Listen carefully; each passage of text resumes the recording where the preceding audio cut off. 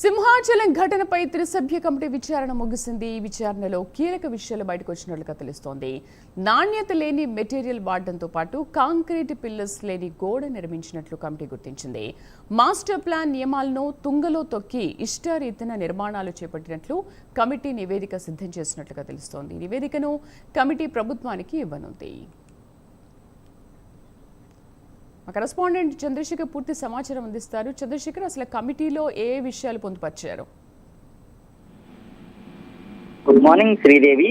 1000 ఏళ్ల చరిత్ర కలిగినటువంటి సింహాచలం సంబంధించినటువంటి సింహాద్రప్పన్న ఆలయంలో ఏదైతే చందనోత్సవం రోజు గోడ కూలిన ఘటనలో 7 అయితే అక్కడికక్కడే మృత్యువాత పడినటువంటి పరిస్థితి అయితే దేశాన్ని పట్టి కుదిపేసినటువంటి పరిస్థితి ఉంది. ఈ నేపథ్యంలో దీనికి సంబంధించినటువంటి ఆ ఘటన పైన రాష్ట్ర ముఖ్యమంత్రి పూర్తిగా సీరియస్ అయినటువంటి పరిస్థితి కనిపిస్తుంది. ముఖ్యంగా ఏదైతే గోడ కూలినటువంటి ఘటన ఏదైతే ఉందో ఘటన పైన తక్షణమే విచారణ జరపాలి, 72 గంటల్లోనే దానికి సంబంధించినటువంటి నివేదిక అందించాలంటూ కూడా 3 అధికారులను అయితే నియమించిన పరిస్థితి కనిపిస్తుంది. ఈ నేపథ్యంలో త్రిసభ్య కమిషన్ ఏదైతే ఉందో ఈ త్రిసభ్య కమిషన్ గత 2 రోజుల్లో కూడా నిన్న 2 రోజుల పాటు కూడా విశాఖ సింహాచలంలో అయితే పర్యటించిన పరిస్థితి కనిపించింది. ఈ నేపథ్యంలో ఏదైతే గోడ కూలినటువంటి దృశ్యాలు ఏవైతే ఉన్నాయో ఆ దృశ్యాలన్నింటినీ కూడా పూర్తిగా రికార్డు స్థాయిలోనైతే తీసుకున్నట్లు తెలుస్తుంది. ప్రధానంగా చూసుకుంటే ఏదైతే నాణ్యత లోపంతో ఆ గోడ నిర్మించడంతోనే ఘటన జరిగినట్లుగా ఇప్పటికే త్రిసభ్య కమిటీకి సంబంధించినటువంటి అధికారుల బృందం అయితే గుర్తించిన పరిస్థితి కనిపించింది. అయితే దీనికి సంబంధించినటువంటి ఏదైతే గోడ ఉందో గోడ నుంచి కొన్ని శాంపిల్స్ కూడా అయితే వారంతా కూడా సేకరించారు. అలాగే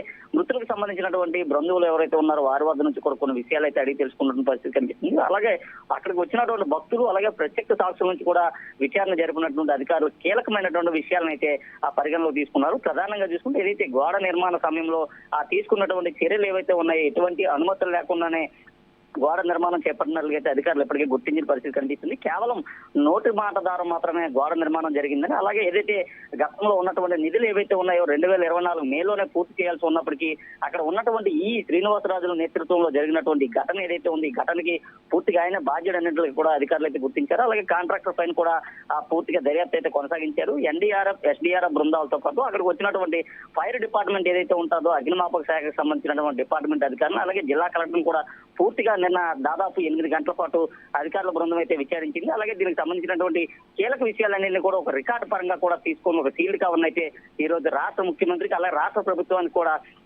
కమిషన్ అయితే అందించింది. ప్రధానంగా చూసుకుంటే ఏదైతే ఘటన జరిగిన సమయంలో నిర్లక్ష్యం కారణంగానే ఈ ప్రమాదం జరిగినట్లుగా వారంతా కూడా గుర్తించారు. దీనికి సంబంధించినటువంటి పూర్తి విషయాలన్నింటినీ కూడా ఈరోజు సీల్డ్ కవర్లు అయితే రాష్ట్ర ప్రభుత్వానికి అందించనున్నారు. ముఖ్యంగా చూసుకుంటే దీనికి సంబంధించినటువంటి వ్యక్తులు ఎవరున్నారు లేదా దీని వెనక ఉన్నటువంటి వ్యక్తులు ఎవరనేది కూడా పూర్తిగా గోప్యంగా ఉంచేటటువంటి పరిస్థితి కనిపిస్తుంది. దీని నేపథ్యంలోనే ఈ రోజు దీనికి సంబంధించినటువంటి అంశాలన్నింటినీ కూడా రాష్ట్ర ముఖ్యమంత్రి ముందు కూడా స్పెషల్ కమిషన్ అయితే ప్రకటించేటటువంటి అవకాశం అయితే ఉంది.